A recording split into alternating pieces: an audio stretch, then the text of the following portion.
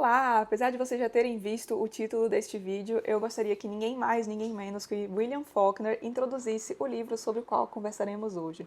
Ao ser questionado sobre quais seriam, na opinião dele, os 3 mais grandiosos romances de todos os tempos, ele responde Anna Karenina, Anna Karenina, Anna Karenina. Pois bem, é sobre o meu livro favorito que conversaremos aqui no canal hoje, então. Todas as famílias felizes se parecem, cada família infeliz é infeliz à sua maneira. Tudo era confusão na casa dos Oblonsky. Assim começa este romance e este, na minha opinião, é um dos melhores inícios de todos os tempos. Depois a gente fala um pouquinho melhor sobre este começo e... realmente, tudo era um caos na casa dos Oblonsky. Já no começo do livro, nós somos apresentados a esse caos. Stepan Oblonsky era um funcionário público russo, vivia em Moscou e é o exemplo do bon vivant. Gostava de sair para beber, se encontrar com outras mulheres, farrear com os amigos. E ele tem uma esposa chamada Dolly, que, por sua vez, vive uma vida bastante recatada, reclusa, no lar, se dedicando aos filhos, à família, ao marido. Porém, no comecinho do livro, a gente vê que a Dolly acaba de descobrir que o Oblonsky estava atraindo com a governanta francesa da sua casa. E aí tudo vira uma confusão. As crianças choram, correm para lá e para cá, funcionários estão se demitindo porque era a Dolly que arrumava tudo ali, que coordenava toda a casa e ela não está em condições de fazer aquilo, tá pensando em se divorciar do Oblonsky. O Oblonsky fica pensando o que será da vida dele se a Dolly realmente quiser pedir o divórcio, apesar de que ele não está arrependido das ações dele, ele se arrepende pelo fato de ter sido descoberto, mas não pela ação em si. Enfim, tá tudo uma confusão ali. E no meio disso tudo, o Oblonsky pede à sua irmã, Anna, que mora em São Petersburgo, que venha até Moscou para ajudá-lo a resolver a sua situação conjugal. Porém, pouco antes da Anna chegar, o Oblonsky recebe a visita de um amigo seu, Konstantin Lievin, e ele fica muito surpreso ao receber essa visita, porque da última vez que o Lievin tinha estado em Moscou, o Lievin morava no campo, era um homem bastante recluso ali na sua propriedade rural, mas da última vez que ele havia estado em Moscou, ele havia ido embora do nada e do mesmo jeito que do nada ele foi embora, do nada ele retornou. E aí conversa vai, conversa vem e o Oblonsky, ao se perguntar por que o Lievin estava ali em Moscou, acaba chegando à resposta de que o Lievin está ali para pedir a cunhada de Oblonsky, Kitty, em casamento. Porém, Oblonsky, bom amigo que é de Lievin, já avisa, olha, daquele tempo que você ficou fora, recluso lá na sua propriedade, a concorrência apareceu. E aí Lievin já fica todo, meu Deus do céu, o que aconteceu? E aí Oblonsky então nos introduz a Vronsky, um homem que tem umas credenciais de peso, é tido como um homem muito bonito, com dentes muito fortes, o pessoal da leitura conjunta vai pegar isso. Um homem muito rico, um homem muito bem relacionado, um militar de São Petersburgo, que era uma cidade mais cosmopolita, época. E aí Lievin, ao ouvir essas credenciais de Vronsky, se sente ameaçado e percebe que ele precisa agir logo para tentar garantir o casamento dele com a Kitty. Afinal de contas, ele era apaixonado pela Kitty. E aí logo ele dá um jeito de encontrar com a Kitty e em seu segundo encontro com ela, ele a pede em casamento. Porém, ele recebe uma recusa porque a Kitty está crente que o Vronsky, por quem ela estava apaixonada, a pediria em casamento. O que não acontece e ela acredita saber o motivo. Vocês lembram da Anna, a irmã do Oblonsky? Pois bem, Anna atende ao pedido do seu irmão, Oblonsky, e vai para Moscou tentar resolver a situação conjugal dele. Só que no mesmo trem em que a Anna vinha de São Petersburgo até Moscou, estava a mãe do Vronsky também. E elas ficam conversando durante a viagem, se tornam meio que amiguinhas ali. E aí o Oblonsky vai buscar a Anna na estação e o Vronsky, por sua vez, vai buscar sua mãe. E aí, quando o trem para lá, quem que Vronsky vê descendo fabulosamente o trem? Ela mesma, Anna Karenina. Sei que Vronsky a vê, fica perdidamente apaixonado, porque a Anna é descrita como uma mulher muito bonita, uma mulher de uma beleza muito imponente, elegante. Porém, ela era casada com um homem muito importante de São Petersburgo, Alexei Karenin, mas o Vronsky não tá nem aí, não liga pro fato de que ela é casada e faz tudo o que tá ao alcance dele para ter aquela mulher para si. E apesar de Anna Karenina ser o título deste livro, a Anna não é a única protagonista deste livro aqui. Muitos leitores ficam surpresos surpresos ao pegar este livro, achando que vão ver a Anna a todo momento, mas a Anna divide o holofote com outro personagem chamado Lievin, o amigo do Oblonsky, que foi até Moscou pedir a Kitty em casamento. Tanto que o Tolstói não queria que Anna Karenina fosse o título do livro. A ideia é que o título do livro fosse algo como dois casais, dois casamentos, duas famílias. Porém, por uma questão editorial, uma coisa meio marqueteira, o pessoal envolvido na publicação deste livro aqui decide que o melhor título seria Anna Karenina. E essa trama dupla, digamos, é um dos aspectos mais importantes deste livro aqui e possibilita com que o Tolstói faça muita coisa. E sobre esse aspecto da dupla trama, eu queria ler um texto aqui, na verdade, o trecho de um texto que está contido neste livro aqui, Tolstói ou Dostoiévski, de George Steiner. Livro maravilhoso, aliás, a gente conversa mais sobre ele no fim do vídeo, quando eu der algumas sugestões de leitura sobre Anna Karenina para vocês.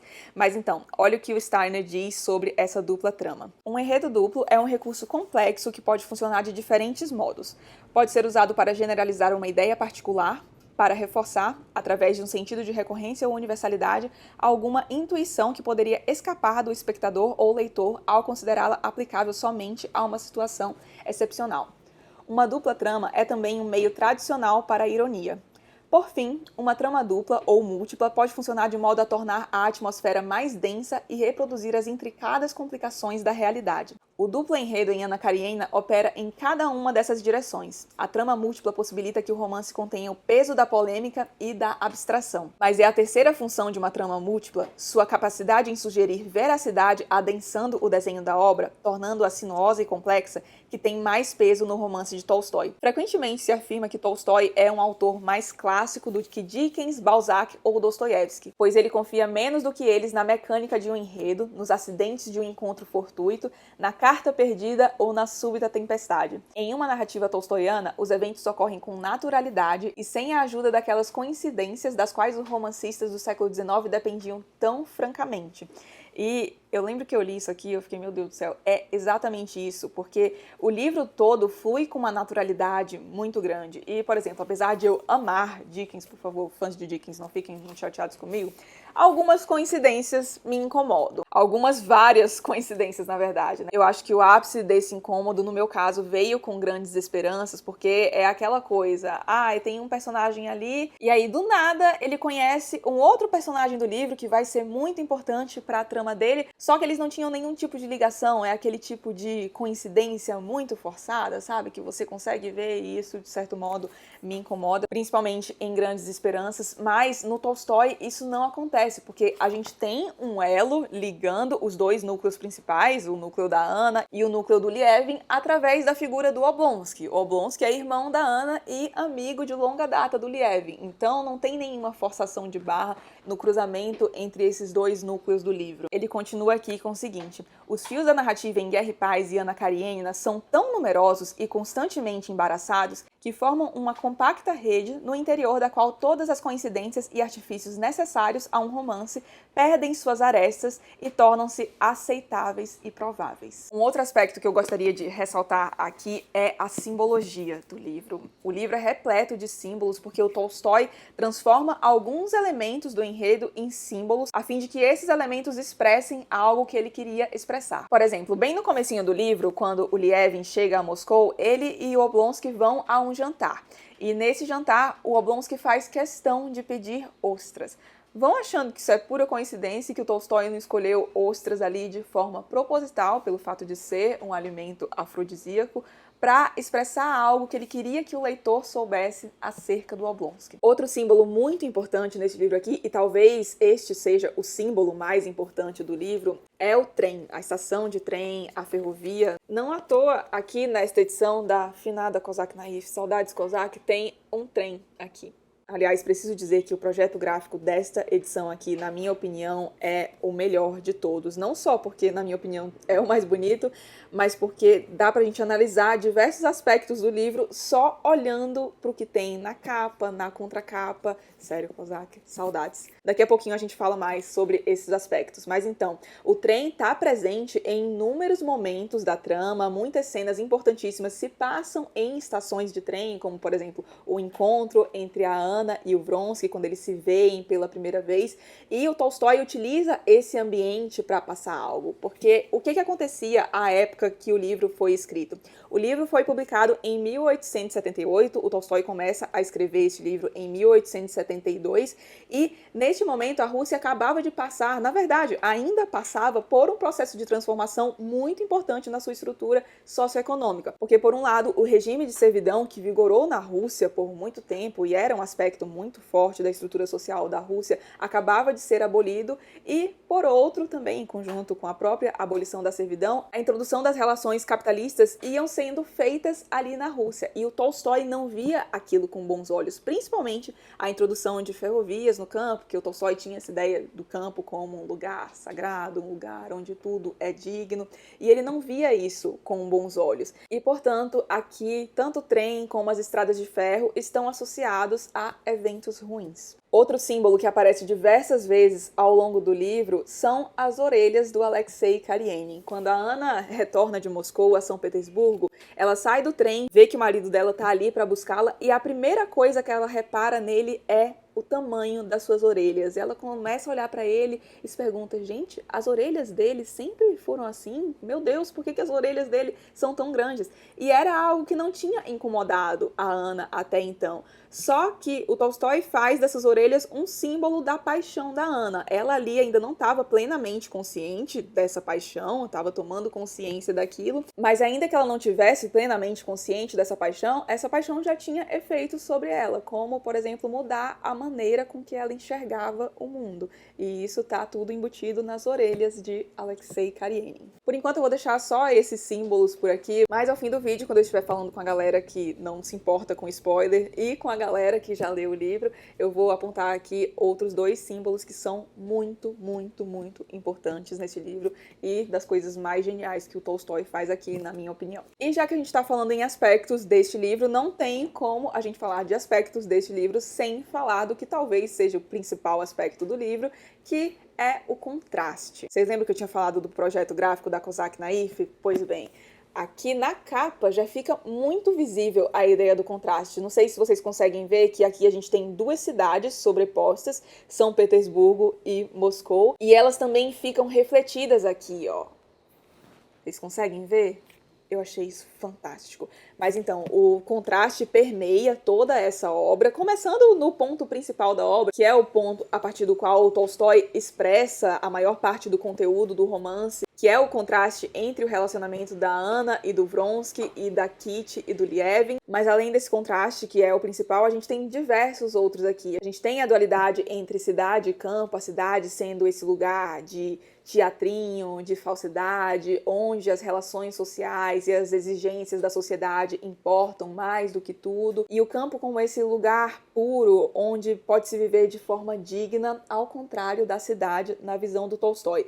E além desse contraste cidade e campo, a gente tem o contraste entre as próprias cidades, porque o romance aqui se passa majoritariamente entre São Petersburgo, Moscou e o campo russo. E a gente tem a dualidade entre essas que seriam as duas grandes capitais da Rússia. Então, por exemplo, São Petersburgo é tida como aquela cidade mais cosmopolita, a cidade onde a sociedade é realmente muito importante, é o centro de tudo, que absorve muito a influência da Europa, enquanto Moscou é tida como uma cidade mais caseira, mais hospitaleira, mais velha quando comparada à jovem Moscou e mais tradicionalmente russa, digamos. E se há contraste entre campo e cidade, não dá para não ter o contraste entre homem do campo e homem da cidade. Na minha opinião, isso fica bem visível na relação entre o Lievin e o Oblonsky, e nesse jantar aí, por exemplo, que eu mencionei, dá pra gente usar essa situação como exemplo para ver bem o contraste. O Oblonsky faz questão de comer ostras, que não só é um alimento afrodisíaco, mas também é um alimento caro, um alimento da elite. Então isso é um símbolo ali das aparências que importam muito pro Oblonsky, e o Lievin não tá nem aí pras ostras. Na verdade, ele até fala que preferia comer qualquer coisa, tipo sopa de repolho ou mingau, a todos aqueles alimentos luxuosos que o Oblonsky pediu ali. Há também o contraste entre ser humano e natureza, o contraste entre vida de aparências e vida simples, a vida de aparências muito embutida ali no círculo da Anna, da alta sociedade, e a vida simples, que estaria, por sua sua vez, centralizada no Lievin, com a sua relação mais conectada com o campo, mais conectada com a natureza. E, é claro, o contraste entre o amor carnal e o amor mais espiritual, mais puro, digamos. Mas a gente fala mais detalhadamente sobre isso já já. E um outro aspecto muito importante aqui, e o último que eu queria ressaltar aqui com vocês, é a crítica que o Tolstói faz à sociedade. Como diz seu Thomas Mann no prefácio que está aqui nesta edição de Ana Karenina, da Editora 34, o que denominei sem pudores o maior romance social da literatura mundial é um romance contra a sociedade. Falando um pouco do Lievin aqui, ele diz o seguinte: podemos observar, nas ocasiões em que tinha de entabular uma conversa, participar socialmente e expressar seu ponto de vista nos salões de Moscou e em eventos culturais, como o convívio humano ganha o matiz da tolice e como ele, sempre corado de vergonha, se vê transformar em um tagarela, um papagaio e idiota. Descobriremos que esse russoniano, na verdade, considera a grande civilização urbana, junto com tudo que está ligado a ela em termos de intelecto e do falatório da vida cultural, um lodaçal de pecado, e que só a vida no campo é digna do homem. Em diversos momentos aqui ao longo do livro, ele aponta a hipocrisia da sociedade, muito principalmente através da Ana, porque a Ana, então, incorre nesse caso extraconjugal, só que era sabido que várias senhoras da alta sociedade mantinham casos extraconjugais também, só que elas mantinham as coisas por debaixo dos panos. E a Ana não, a Ana desafia essas convenções da sociedade descaradamente e, por isso, ela é punida. Ou seja, se você, nas aparências, deixar tudo ali de acordo com a sociedade, mas a galera sabe que por baixo dos panos tem sujeira, mas se a aparência tá limpinha, ok. Agora, se você quer afrontar as convenções sociais abertamente, aí você terá problemas. Dá pra ver aqui também como muitas vezes as pessoas não se importavam, não se sentiam realmente incomodadas com alguns aspectos sociais, mas porque a sociedade dizia que aquilo era certo ou errado, aquilo adquiria um caráter de importância para a pessoa. E no começo do vídeo eu falei que este aqui é o meu livro favorito da vida, e antes de explicar o porquê, eu queria deixar duas curiosidades aqui para vocês. A primeira é que este livro aqui foi publicado de forma seriada. Foi publicado entre 1875 e 1878 numa revista chamada Mensageiro Russo, e nessa época era bastante comum que os livros, principalmente na Rússia, fossem publicados através de revistas, e era uma espécie de novelinha, sabe? Como as novelas que a gente tem hoje na Globo, na TV, etc. Que os episódios saíam aos poucos, e aí, ao fim de cada capítulo, geralmente tem aquele ponto de suspensão, o famigerado cliffhanger, que é o que te deixa sedento para saber o que vem no capítulo seguinte e aí te forçar a comprar a revista seguinte com a continuação da história. E eu acho que eu falei que o livro foi publicado entre 1875 e 1878, né? Mas na verdade foi até 1877, porque o Tolstói teve uma treta com o editor da revista. Eles tinham visões diferentes acerca da guerra. O Tolstói era um homem mais pacifista e o editor não, e aí eles têm divergências acerca disso, e como o Tolstói coloca algumas ideias pacifistas aqui no fim do livro, o editor acaba não querendo publicar, e aí o que ele faz é publicar um resumão do livro no fim, e as pessoas só ficam sabendo do real fim de Ana Karenina, de toda a parte 8, quando Tolstói vem a publicar Ana Karenina em 1878 sob a forma de livro mesmo. E a outra curiosidade é que alguns estudiosos, e dentre esses estudiosos se destaca um grande autor russo também, o Vladimir Nabokov, há a teoria de que o Tolstói teria sido o inventor do fluxo de consciência. E é muito legal ver isso aqui, porque realmente tem uma parte aqui da história que nos é narrada totalmente dentro da mente da Ana. Então é como se a gente entrasse na cabeça daquela personagem, é como se a gente visse tudo através dos olhos dela, os pensamentos dela, e aí alguns dizem que o Tolstói foi então o precursor do fluxo de consciência. Dito isso, vamos falar então do porquê que este aqui é o meu livro favorito. Queria elencar alguns motivos aqui. E o primeiro diz respeito à construção dos personagens. Tem um teórico, um estudioso de Ana Karenina, que disse uma frase que eu já disse 1 milhão de vezes por aqui, praticamente toda vez que eu falo desse livro, mas é porque, na minha opinião, ela sintetiza Ana Karenina como poucas outras, que é: não se deve tomar Ana Karenina como uma obra de arte, mas sim como um fragmento de vida.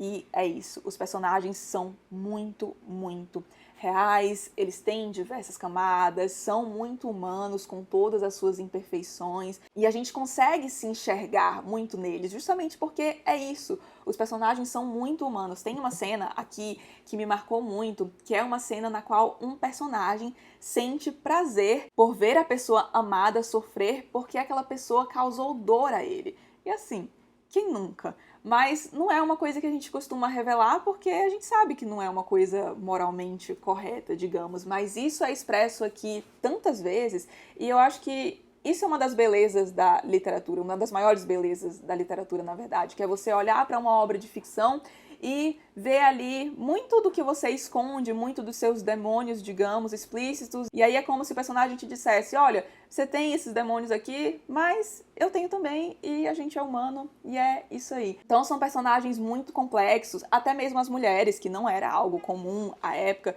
Geralmente as mulheres não eram personagens muito desenvolvidas, eram personagens bem planas, mas não é o que a gente tem aqui no Tolstói. Os personagens são repletos de matizes e a gente só consegue enxergar tudo isso por conta do narrador deste livro aqui, que é o outro aspecto que faz este aqui ser o meu livro favorito, porque o narrador aqui é onisciente, só que é como se tivesse um panorama bem grande e aos poucos ele fosse dando um zoom, sabe? Então tem uma perspectiva mais ampla, mas ali no meio daquela perspectiva ele vai focar na visão da Kitty. E aí nós somos apresentados a certa situação pelo olhar da Kitty, por exemplo. Tem uma cena muito icônica aqui, que é uma cena de baile, é uma cena na qual a paixão entre a Anna e o Vronsky fica bem nítida ali para a sociedade e tinha diversos olhares ali. Muitos personagens importantes do livro estavam naquela cena, mas o Tolstói escolhe passar aquela cena através do olhar da Kitty.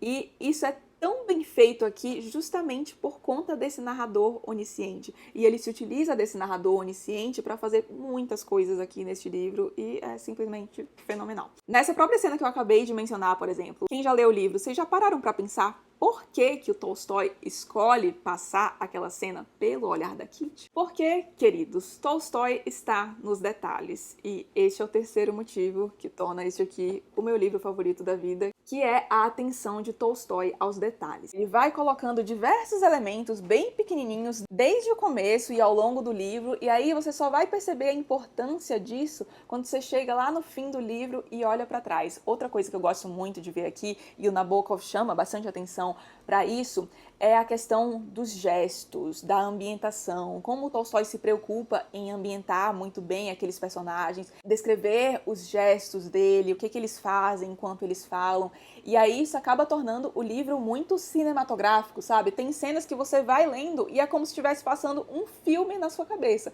Essa cena do baile, por exemplo, o primeiro encontro da Kitty com o Lievin, são cenas muito memoráveis mesmo. Eu tava relendo este livro e foi tão legal ver que conforme as cenas começavam, parecia que realmente um filme estava passando de novo na minha cabeça. E isso é tão bem feito que a gente sente que conhece muito bem esses personagens. E aí, por exemplo, quando acontece alguma coisa e eles têm que reagir a essa coisa, a gente não precisa nem do Tolstói para explicar como é que eles se sentiram, porque essa gesticulação deles, tudo é tão bem trabalhado que a gente consegue prever a reação dele antes mesmo que o Tolstói coloque isso aqui pra gente. Quarto motivo é o começo do livro. Eu tinha falado no comecinho do vídeo que a gente conversaria melhor sobre o começo do livro.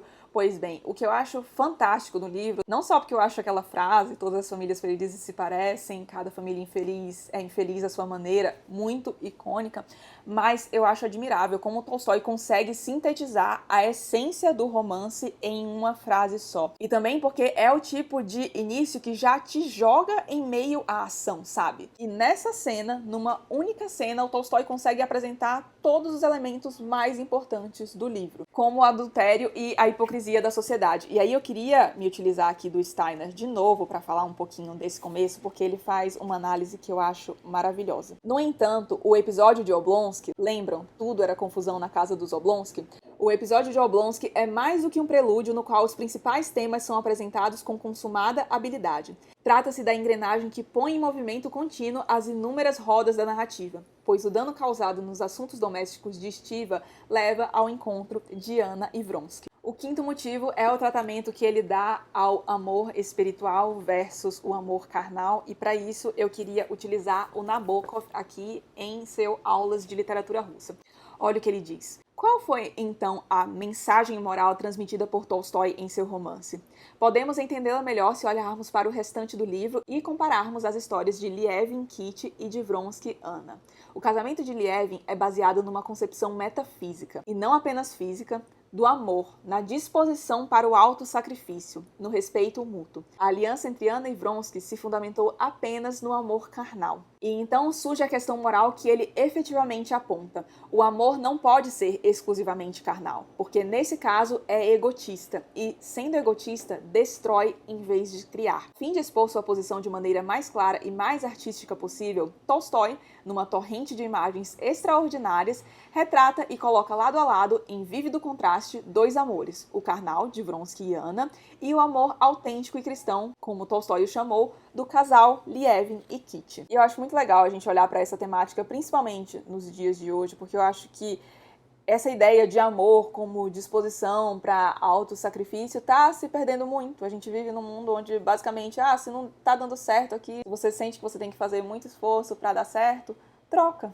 E aí o Tolstói coloca aqui que não é bem assim, sabe? E o sexto motivo, estamos no sexto motivo? Eu acho que sim, mas é o retrato da situação feminina à época. Olha, você pode achar este livro aqui uma bosta, não ter gostado de jeito nenhum, mas uma coisa você há de reconhecer. Não houve, no século XIX, outro escritor que fez o que o Tolstói faz aqui no quesito veracidade, um retrato tão fiel da situação da mulher no século XIX. E aqui a gente tem dois pontos. O primeiro que eu queria ressaltar é o ponto da Dolly, que é a esposa do Steve, e que é essa mulher que vive muito reclusa na casa, bastante dedicada ao lar, aquela visão de mulher que a gente tinha, uma visão mais patriarcal, digamos. E em um determinado momento deste livro, a gente vê essa personagem pensando na situação dela, pensando, poxa, as pessoas todas parecem viver e eu fico aqui reclusa somente ao lar, me dedicando somente aos meus filhos. E aí ela começa a repensar a situação dela, porque ela basicamente fica tendo um filho atrás do outro.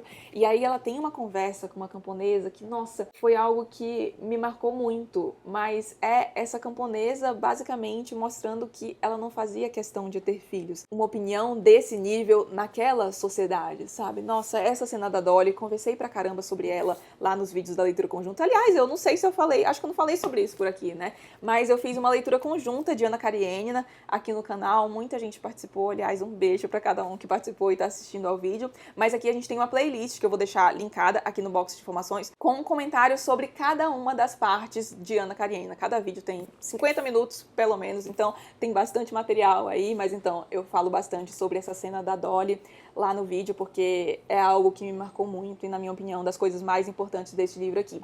E a outra situação que a gente vê é a situação da mulher adúltera, como o adultério da mulher é julgado de forma distinta em relação ao homem.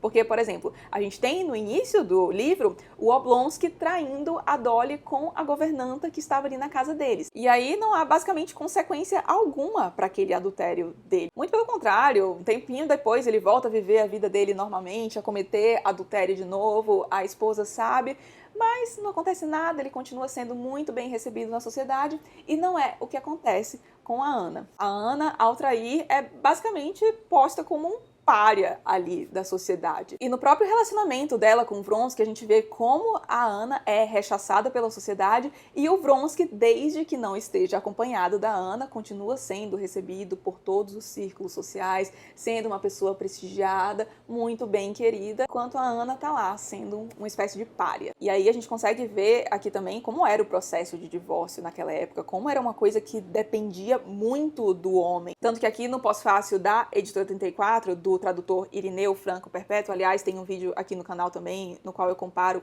quatro edições diferentes de Anna Karenina, vou deixar aqui no box de informações, pode ajudar aí vocês a escolherem. Mas então, no pós-fácil desta edição aqui, a gente fica sabendo que a mulher não conseguiria, depois do divórcio, nem tirar um passaporte sem a aprovação do seu marido, ex-marido, na verdade. E passaporte na Rússia não é passaporte tipo a gente para viajar, é um RG, ou seja, imagina você tirar um RG, você precisar de permissão do seu ex-marido, não poder tirar um RG por força própria. E é o conjunto de todos esses elementos somados a uma narração como só Tolstói consegue fazer. Sério, gente, isso aqui é de uma beleza, assim, indescritível, que torna Anna Karenina o meu livro favorito. Eu queria encerrar essa parte aqui do vídeo com uma frase do Nabokov que eu acho maravilhosa, que define muito bem a minha relação com Tolstói.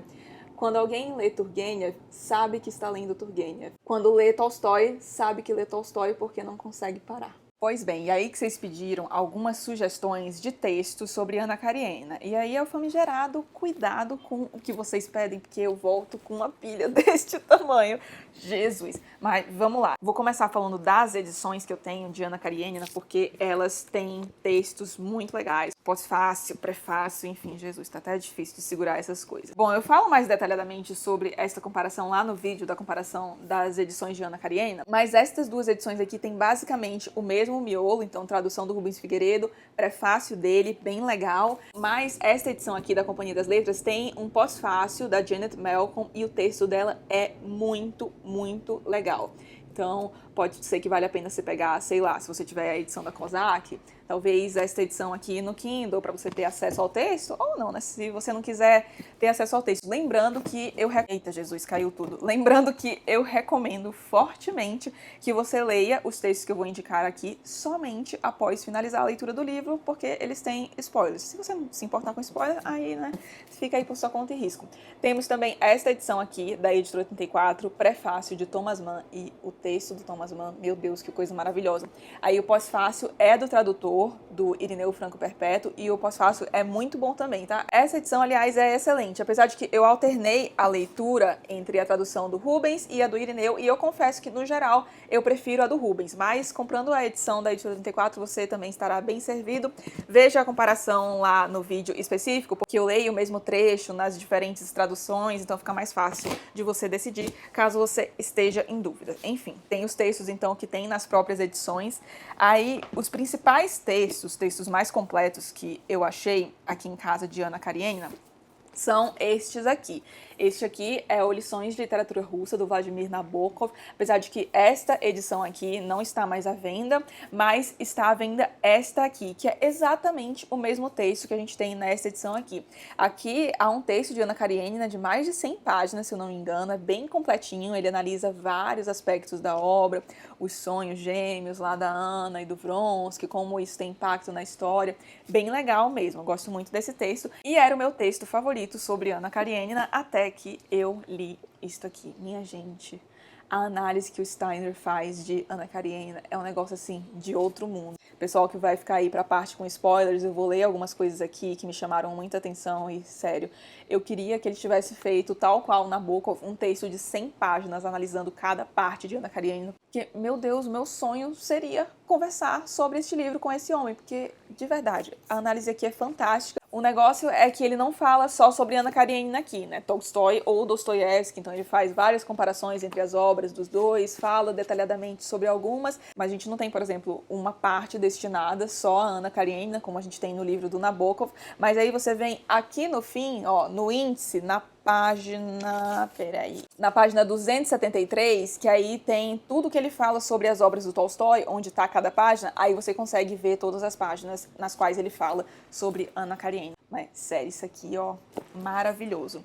Aí, vamos lá, outros textos legais. Tem um texto legal também aqui neste livro chamado Aulas de Literatura Russa, da Aurora Fornoni Bernardini, recomendo. Aliás, este livro aqui é muito legal para se ter em casa. Tem um vídeo aqui no qual eu recomendo diversos livros que podem ajudar vocês a entender melhor literatura russa, se aprofundar nas obras. Eu vou deixar linkado também aqui no box de informações. Temos também na mesma linha um texto aqui, na verdade não é nem um texto, são comentários que o Irineu Franco Perpétuo, tradutor da edição da Editora 84, faz sobre a obra do Tolstói, sobre Anna Karenina. Bem legal também as considerações. Aí, que mais? Aqui, neste livro, que é um dos que eu acho muito legal para ter em casa, para quem quer se aprofundar um pouco nas obras, ler um pouquinho mais sobre os livros, o livro da literatura. O texto não é tão aprofundado como, por exemplo, o do Steiner e o Nabokov, mas eu acho sempre legal dar uma olhadinha neste livro aqui. Aí temos mais dois, já estou acabando, eu juro. Eu gosto muito desse livrinho aqui, chamado Conversando com Mrs. Dalloway, porque aqui a gente tem basicamente a origem de grandes histórias, e uma delas é Anna Karenina, mas, de novo, aqui a gente tem um baita spoiler, então se você não gosta de spoiler, leia isso aqui apenas depois de ter lido Anna Karenina. Por fim, temos este aqui, As Esposas da Alexandra Popov, não sei como fala o nome dela, mas o subtítulo é As Mulheres nos Bastidores da Vida e da Obra de Prodígios da Literatura Russa. Lembra que eu falei aqui que você pode odiar, achar o livro uma bosta, etc., mas você tem que reconhecer o mérito de Tolstói ao retratar a situação feminina? Então, acontece que o mérito não é só dele. O Tolstói já tinha um olhar muito bom para a situação feminina, sabia enxergar muito bem a essência, a alma feminina, como a gente pode ver, por exemplo, em Felicidade Conjugal, que também tem resenha aqui no canal, vou deixar linkado aqui, que é uma obra que ele escreve sob a ótica de uma mulher, é uma mulher que narra aquela história, só que naquela época ele não era casado, então assim, ele escreveu aquilo sozinho e é impressionante, porque se me dissessem que foi uma mulher que escreveu aquele livro, eu ia acreditar tranquilamente. Mas em Anna Karenina temos muito o dedo da esposa de Tolstói, Dona Sônia ou Sofia Tolstói ou Tolstaia, cada um fala aí de um jeito, mas ela teve muito dedo na obra do Tolstói, principalmente ajudando o Tolstói a construir essas personagens femininas tão verossímeis, mas também na própria escrita dos livros, porque toda noite essa mulher passava a limpo os manuscritos do Tolstói. Vocês acreditam? Imagina a gente passar livros do tamanho de Guerra e Paz, Anna Karenina, a próprio punho. Jesus, é um anjo. E aí, aqui a gente fica sabendo um pouco do impacto dela na obra do Tolstói, do papel dela, etc. Bem legal esse livrinho, fala não só do Tolstói, mas da esposa do Dostoiévski, do Mandelstam, do Bulgakov. Bem legal mesmo. E assim, encerramos a parte desse vídeo sem spoilers. Eu sei que tem muita gente aí que tem medo desse livro, mas, gente, eu juro, isto aqui é muito tranquilo. Pessoal aí da leitura conjunta, se vocês quiserem comentar aqui embaixo, falando o que vocês acharam do livro, se acharam realmente tranquilo. Mas, bom, pelo que eu vi lá no grupo, praticamente todo mundo achou o livro muito tranquilo. E acho que Tolstói dá um pouco de medo, porque, literatura russa, literatura clássica, os livros deste tamanho, né? Mas juro que isso aqui é bem tranquilo de ler mesmo, só assusta pelo tamanho. E agora eu me despeço de você que não leu o livro ainda e não quer saber de spoilers. Até os próximos vídeos aí do canal. Se tiver gostado do vídeo, não esqueça de deixar um like aqui e de se inscrever caso não seja inscrito ainda. E bora falar de spoiler aqui. Então, nessa parte com spoilers, eu queria falar sobre o simbolismo lá da cena da corrida de cavalos. Queria falar também do simbolismo em relação ao teatro, que foi o Steiner que abriu meus olhos quanto a isso. Eu fiquei, gente do céu, esse homem é um gênio, tanto o Steiner como o Tolstói. E que mais? Ler aqui pra vocês a análise do final do Steiner, porque eu sei que uma galera na leitura conjunta ficou insatisfeita com o final, né?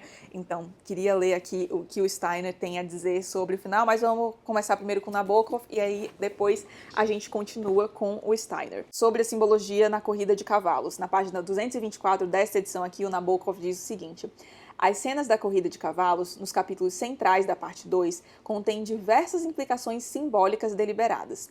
Primeiro, há o ângulo de Karenin. No pavilhão onde se encontram os espectadores, um general de alta patente ou membro da família real, socialmente superior a Karenin, zomba dele por não estar participando da competição. Karenin responde com deferência, mas de modo ambíguo. Estou participando de uma corrida mais difícil. Frase de duplo sentido, capaz de significar simplesmente que os deveres de um estadista são mais difíceis do que um esporte competitivo, mas também sugerir sua posição delicada como um marido traído que necessita ocultar o sofrimento e trilhar um estreito curso de ação entre seu casamento e sua carreira. Vale notar também que a quebra da espinha do cavalo coincide com a revelação orana ao marido de sua infidelidade. Um simbolismo ainda mais profundo transparece nas ações de Vronsky durante a funesta corrida de cavalos. Ao quebrar a espinha de Frufru e destruir a vida de Anna, Vronsky está executando atos análogos. É fácil notar a repetição de com o queixo tremendo nas duas cenas. A da queda metafísica de Anna, quando ele contempla de cima o corpo adúltero de sua amante, e a queda física de Vronsky, quando contempla de cima o cavalo moribundo. Na releitura eu enxerguei muito isso, sabe? De o Vronsky quebrando lá a espinha da égua, tentando domar a égua. Foi meio que a situação dele com a própria Anna Karenina, porque o que ele fez ali no início foi basicamente domar a Anna, que estava tentando fugir um pouco daquilo, demorou um pouquinho para ceder aos encantos do Vronsky, e aí, quando cede, a gente sabe bem o que acontece, né? Então, é isso do Nabokov, e aí agora vamos pegar o Steiner para falar da cena do teatro. Ai, meu Deus, sensacional isso aqui, cadê? Na página 86 aqui. Em seus romances, no entanto, o ponto de vista de Tolstói é claro. O teatro é associado à perda da percepção moral.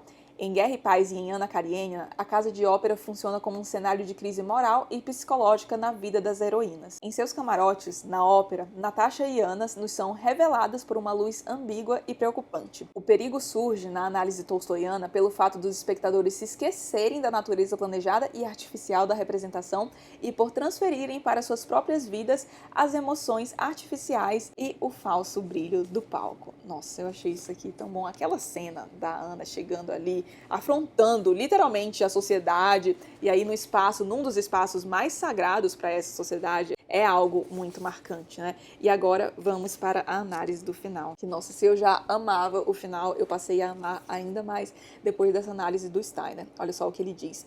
A vitalidade de um romance de Tolstói é alcançada não somente pelo denso entrecruzamento de várias tramas, mas também por um descaso com a finalização arquitetônica e o esmero. Os grandes romances de Tolstói não terminam como os finais conhecidos em Orgulho e Preconceito, Casa Desolada ou Madame Bovary. Eles não devem ser comparados a um novelo que pode ser desfiado e enrolado, e sim a um rio que corre em incessante movimento para além da nossa vista.